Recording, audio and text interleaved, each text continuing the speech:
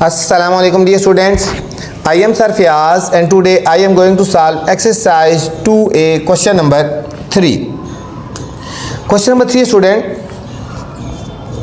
Find the difference between, हमने difference निकालना है largest 3 digit odd number and smallest 3 digit even number. हमने दो चीज़ों का डिफरेंस निकालना है, 3 डिजिट ऑड नंबर का और स्मॉलेस्ट 3 डिजिट इवन नंबर का डिफरेंस निकालना है हमने। ठीक है, तो चलते हैं स्टूडेंट सॉल्यूशन की तरफ।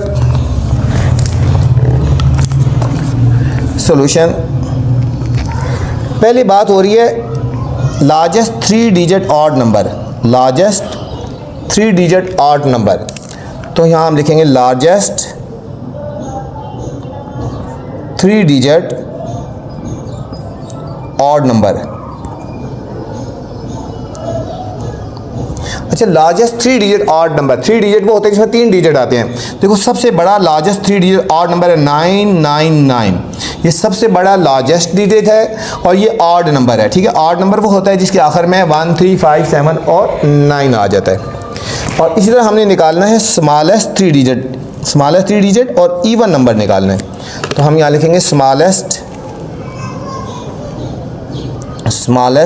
3 डिजिट, ये भी 3 डिजिट ही है, इवन नंबर। अब स्मॉलेस्ट सबसे छोटा जो 3 डिजिट इवन नंबर है बच्चों वो 100 है। अब देखो ये इवन कैसे हुआ, लास्ट में अगर 0 आ जाए यूनिट में तो वो हमारे पास इवन नंबर होता है। ठीक है, ये लार्जेस्ट 3 डिजिट ऑड नंबर आ गया, ये स्मॉलेस्ट 3 डिजिट इवन नंबर आ गया। अब हमने इनका डिफरेंस निकालना है, इनका डिफरेंस निकालना है। तो हम इन दोनों को माइनस कर देंगे, 999 माइनस 100, इस तरह कर लो। 999 में से 100 सब्ट्रैक्ट करेंगे, 9 में 0 के 9, 9 में 0 के 9, 9 में 1 के 8, तो हमारे पास आएगा 899 आ गया स्टूडेंट, 899 आ गया। ये था क्वेश्चन नंबर 3 था स्टूडेंट। क्वेश्चन नंबर 4 है फाइंड द वैल्यू ऑफ, हमने इनकी वैल्यू फाइंड करनी है। Find the value of, part number 1 से लेकर पार्ट नंबर 4 तक तमाम क्वेश्चंस की वैल्यू फाइंड करनी है। इंतहाई इंपॉर्टेंट तरीन क्वेश्चन है, इसमें से लाजमी स्टूडेंट कोई ना कोई पार्ट आ जाता है, ये आ जाता है या इस जैसा कोई ना कोई पार्ट लाजमी आता है। इन चारों पार्ट्स को अच्छी तरह आपने करना है। ठीक है, इनका कंसेप्ट समझना है, तो कोई ना कोई इनमें से लाजमी क्वेश्चन एक आ जाता है, नहीं तो इन जैसा ही आ जाता है। ठीक है, तो बहुत ज़्यादा इंपॉर्टेंट है, इसको ध्यान से और अच्छी तरह आपने करना है।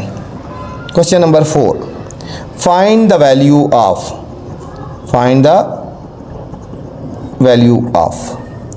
फर्स्ट पार्ट है 542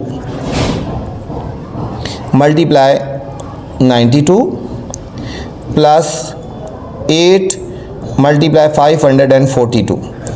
स्टूडेंट सॉल्यूशन में जाने से पहले आपसे गुजारिश है, अगर चैनल पे नए हैं तो चैनल को लाइक करना है, सब्सक्राइब करना है और दोस्तों के साथ भी शेयर करना है। ठीक है, तो ताकि मैं आपके लिए नई वीडियो बनाता रहूँ। ठीक है, जो नई वीडियो बनाऊँ बर वक्त आप तक पहुँचे। अब स्टूडेंट यहाँ पे है 542 प्लस मल्टीप्लाई 92 और प्लस 8 मल्टीप्लाई 542। यहाँ पे साइन प्लस का लगा हुआ है, प्लस से पहले वाली जो वैल्यू है वो इसको एक पूरी होल कंसिडर करेंगे और प्लस वाली के बाद वाली जो वैल्यू है उसको पूरा हम कंसिडर करेंगे। समझो हमारे पास दो टर्म्स हैं, ये पूरी एक टर्म है और ये दूसरी टर्म है। अब इन दोनों को ज़रा गौर से देखें कि इनमें कोई ऐसी चीज़ है जो दोनों में कॉमन आ रही है। इसमें भी स्टूडेंट 542 है, इसमें भी 542 है, तो हम इन दोनों में से 542 कॉमन लेंगे। इन तमाम क्वेश्चन में यही ध्यान रखना है आपने। ठीक है, ये पूरी एक टर्म है और ये पूरी एक टर्म है, इसमें से 542 कॉमन लेंगे। ये कॉमन आ गया, यहाँ पे रह गया 92, फिर आगे कौन सा साइन है प्लस, 542 कॉमन लिया तो बाकी क्या रह गया, यहाँ पे 8 रह गया। तो ये हमारे पास होगा 542, 92 और 8 को प्लस कर लेते हैं, 8 और 2 10 0 1 कैरी, 9 और 1 10 100 आ गया। जब स्टूडेंट 542 को 100 से मल्टीप्लाई करते हैं, ठीक है, तो इसके साथ 2 0 आ जाती हैं। 542 को जब 100 से मल्टीप्लाई करें तो हमने इसके आगे 2 0 लगा देनी है। तो ये हमारे पास फाइनल आंसर आएगा 54,200। बहुत ही सिंपल सा क्वेश्चन था, सिर्फ ध्यान से समझना है तो आपको समझ आ जाएगा। सेकेंड पार्ट है 6 मल्टीप्लाई 612 प्लस 4 मल्टीप्लाई 612। वही बात, उसी तरह का क्वेश्चन फिर बता रहा हूँ प्लस से पहले ये वाली एक टर्म है और प्लस के बाद वाली ये एक टर्म है।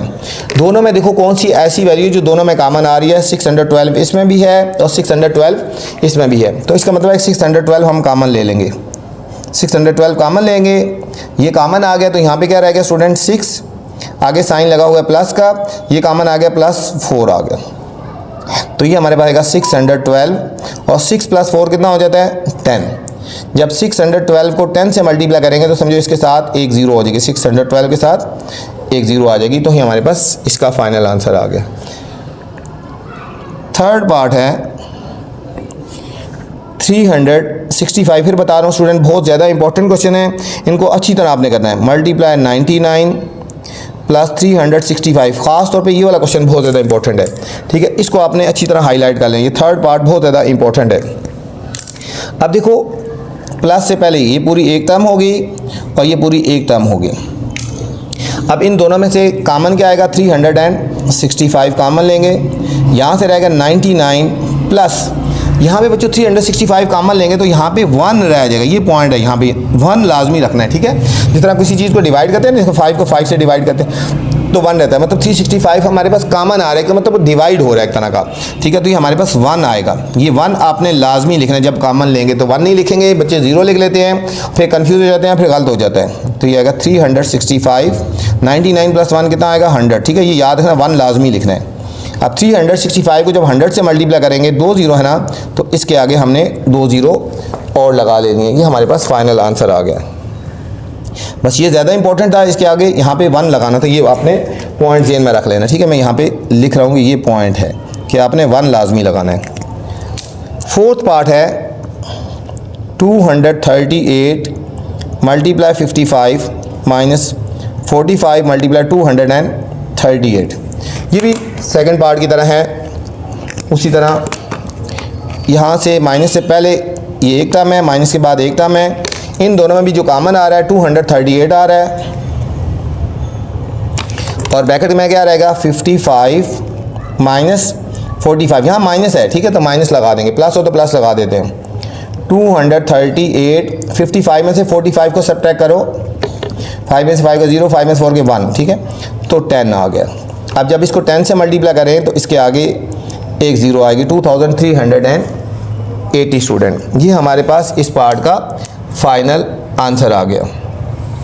आपसे गुजारिश है स्टूडेंट, अगर चैनल पे नए हैं तो चैनल को लाइक करना है, सब्सक्राइब करना है और दोस्तों के साथ शेयर भी करना है, ठीक है, ताकि जो नई वीडियो बनाऊं बर वक्त आप तक पहुंचे। वीडियो के बाद कमेंट्स करके लाजमी बताना है कि मेरी वीडियोज़ आपको कैसी लग रही है। अपना ख्याल रखना बच्चों, अल्लाह हाफिज़।